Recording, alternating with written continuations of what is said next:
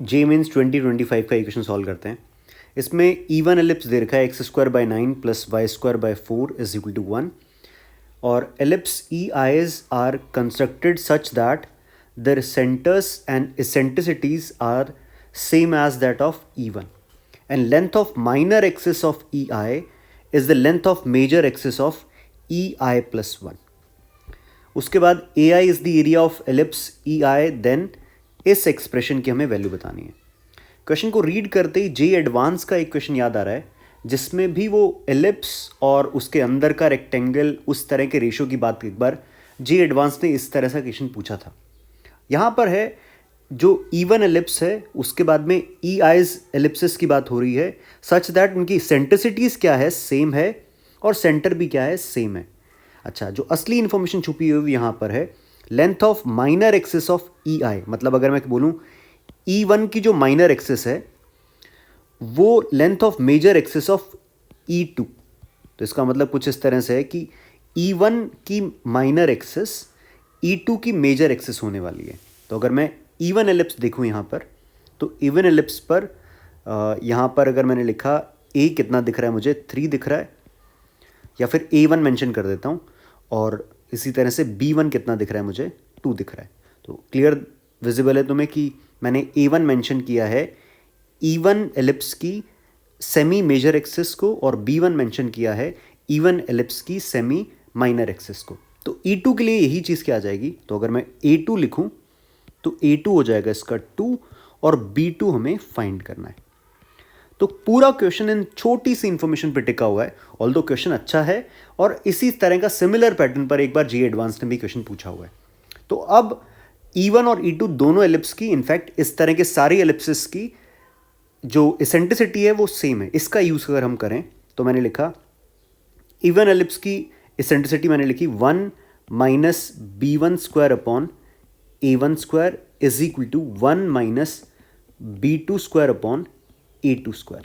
इस तरह से अगर मैं लिखता हूँ तो यहाँ से मेरे पास में आ जाएगा B1 square upon A1 square, ये बन रहा है 4/9 is equal to B2 square हमें पता करना है और A2 स्क्वायर कितना है 4। तो यहाँ से मेरे पास में आ रहा है B2 इज 4/3,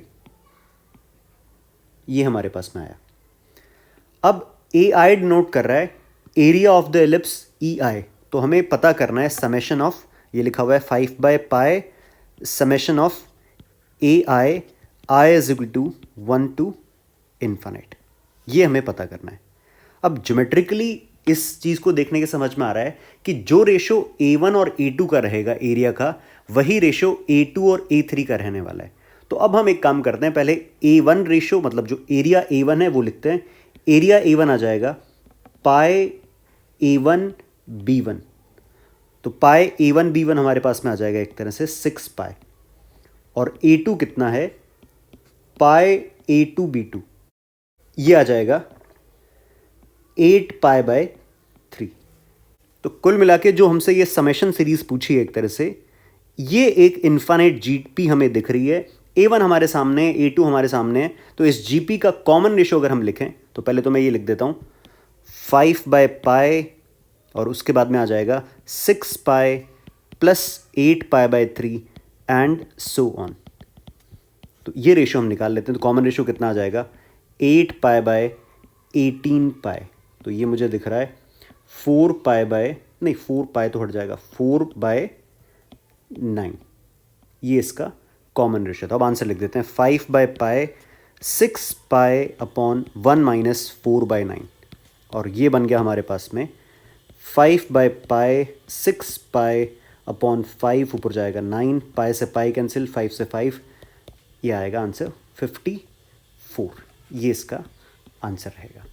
तो अच्छा क्वेश्चन है और सिमिलर क्वेश्चन एक बार जे एडवांस ने पूछा था, ऑल्दो वो इससे थोड़ा सा लेवल थोड़ा ऊपर मान सकते हैं क्योंकि इसमें एलिप्स था और एलिप्स का जो सर्कमस्क्राइब्स करने वाला रेक्टेंगल था और उसके अंदर का भी रेक्टेंगल था, उससे जो रेशो बन रहा था उस पर एक कहानी थी जिस पर जे एडवांस ने क्वेश्चन पूछा था। अच्छा, यहाँ पर एक चीज़ शायद तुम सोच रहे होगे कि मैंने इतना जल्दी कैसे सोच लिया कि ये A1 A2 A3 ये सब जीपी के अंदर है। तो देखो, क्योंकि हर जो E1 E2 E3 E4 इस तरह से एलिप्सिस हैं, इन सब में इसेंट्रिसिटी सेम है, सेंटर सेम है, तो जो रेशो E1 और E2 में रहेगा एरिया का, वही सेम रेशो E2 और E3 का रहने वाला है। इसका मतलब GP है, और इन्फिनिट GP का फॉर्मूला लगा के हमने इसको सॉल्व कर दिया।